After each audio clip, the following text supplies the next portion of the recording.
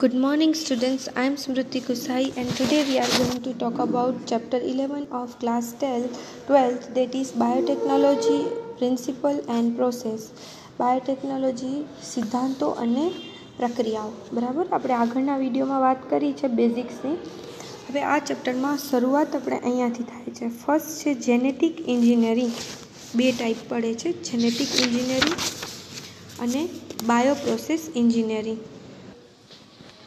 બરાબર, બે ટેકનોલોજીનો ઉપયોગ થાય છે. જનીન એન્જિનિયરિંગ વિદ્યા એટલે જેનેટિક એન્જિનિયરિંગ અને જૈવ પ્રક્રિયા એન્જિનિયરિંગ એટલે bioprocess engineering.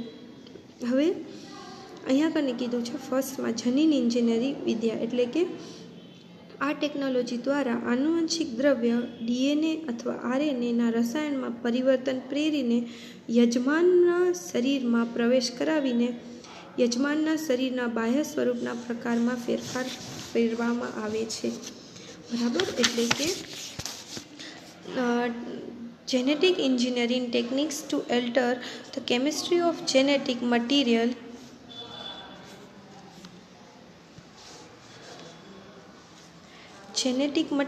DNA and RNA to introduce this into the host organisms and thus change the phenotype of the host organisms. એટલે કે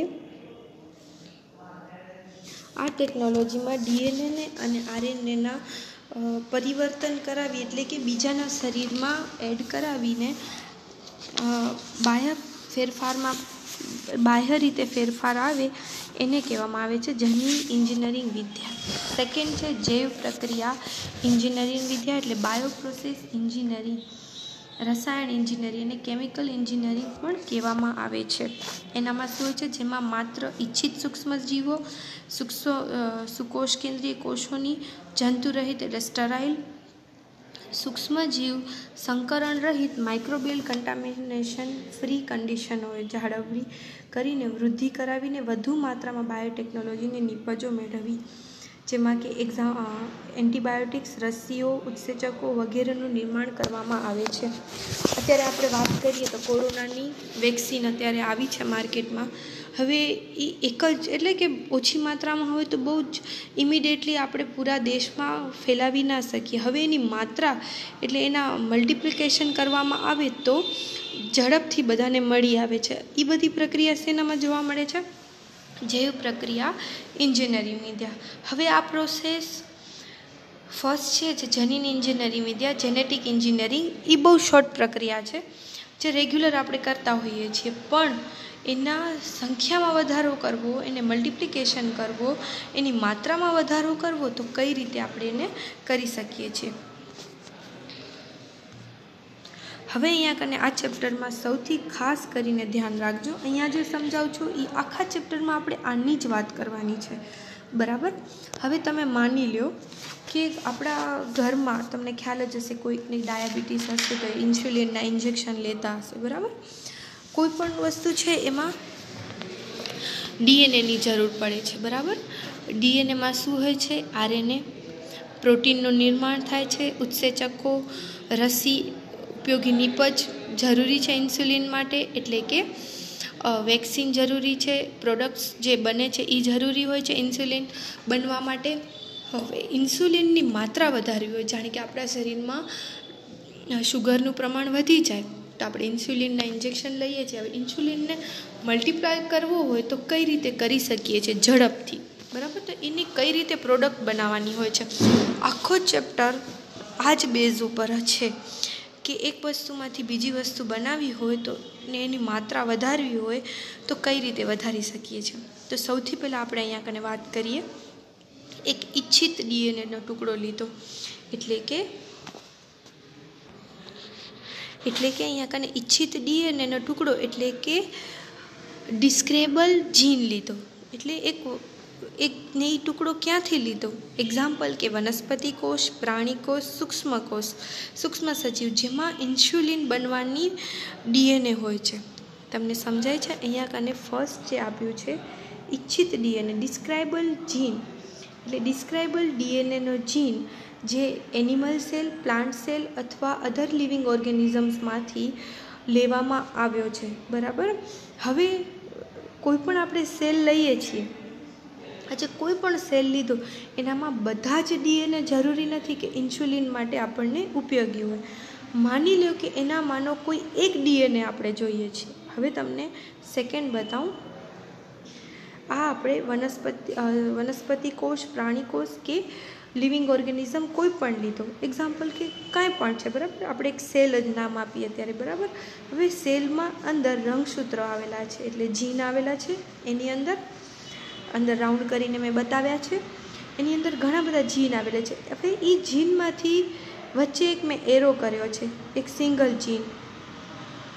બરાબર. એ જે જીન છે એ જીન ઇન્સ્યુલિન માટે ઉપયોગી છે. બરાબર. હવે એને કેવી રીતે પ્રોસેસ કરવી એના માટે આગળ સમજાવું છું કે આ કોઈ પણ સેલ છે, સેલની અંદર જીન આવેલા છે, એમાં જે એક સિંગલ જીન છે એને આપણે આવી રીતે બહાર કાઢવાનું છે.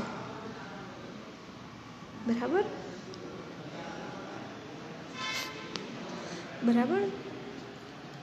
અહીંયા આ રીતે અલગ કરવો છે.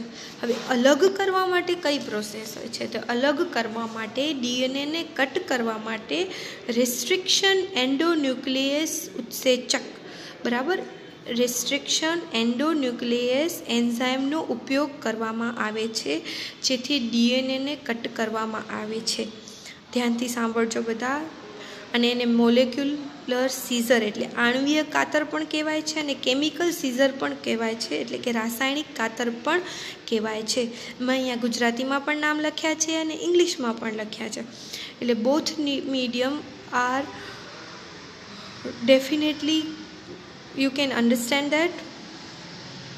અહીંયા કને ધ્યાનથી સમજજો. કોઈ પણ સેલ લીધો છે ઇન્સ્યુલિન બનાવવા માટે જે પણ સેલ લીધો છે એનામાંથી બધા ડીએનએ છે આપણને ઉપયોગી નથી. કોઈ સિંગલ ડીએનએ આપણને કટ કરવો છે ઉપયોગમાં લેવા માટે, તો એના માટે સીઝરનો ઉપયોગ થાય છે, જેને કહેવામાં આવે છે રિસ્ટ્રિક્શન એન્ડોન્યુક્લિયસ એન્ઝાઇમ, જેને મોલેક્યુલર સીઝર કહેવામાં આવે છે, કેમિકલ સીઝર પણ કહેવામાં આવે છે. આ રીતે આપણને એક ડીએનએ મળ્યો. બરાબર. હવે આ ડીએનએને મલ્ટિપલ કરવો છે. બરાબર. એક સિંગલ ડીએનએ આપણા શરીરમાં નાખીએ તો કાંઈ પ્રોસેસ થાય નહીં. એને મલ્ટિપલ કરવા માટે શું કરવું પડે છે? એક બેક્ટેરિયા લીધો છે, જેને વેક્ટર એટલે કે એક બેક્ટેરિયા લીધો. બરાબર. અને આ બેક્ટેરિયામાં અહીંયા બે વસ્તુ ધ્યાન રાખજો. એક રિસ્ટ્રિક્શન એન્ડોન્યુક્લિયસ સીઝર ઉત્સેચક અને સેકન્ડ આવે છે પ્લાઝમિડ. બરાબર. પ્લાઝમિડનું કામ છે મલ્ટિપલ કરવું. બરાબર. અને કાપવાનું કામ છે રિસ્ટ્રિક્શન એન્ઝાઇમનું. હવે બેક્ટેરિયા છે. આ બેક્ટેરિયામાં પ્લાઝમિડ આવેલા છે.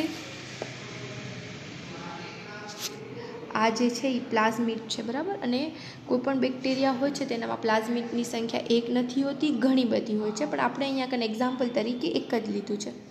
બરાબર. અહીંયા કને હવે પ્લાઝમિડ છે. પ્લાઝમિડ સાથે આપણે જે આ ડીએનએનો ટુકડો છે, આ ડીએનએના ટુકડાને પ્લાઝમિડ સાથે કનેક્ટ કરવાનું છે.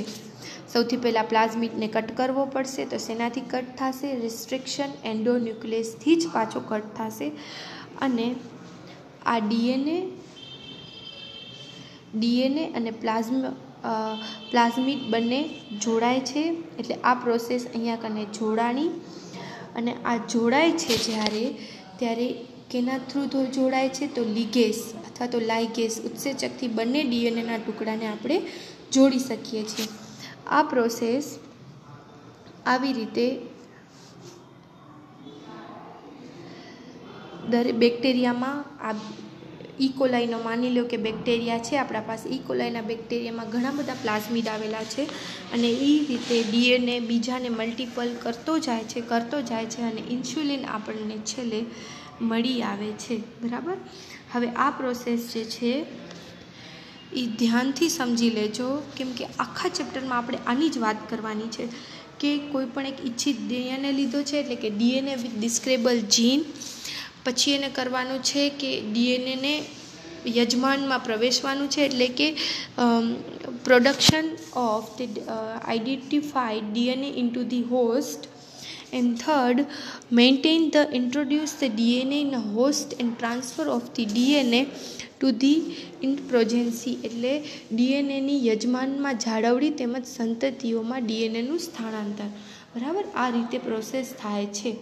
હવે તમને બધાને પ્રોસેસ સમજાઈ ગઈ હશે તો રિપીટ વિડીયો કરીને જોઈ લેજો કે કઈ રીતે આપણે આ પ્રોસેસ સમજવાની છે. બરાબર, નેક્સ્ટ ટોપિકમાં આપણે નેક્સ્ટ વિડીયોમાં નેક્સ્ટ ટોપિકની વાત કરશું. Thank you.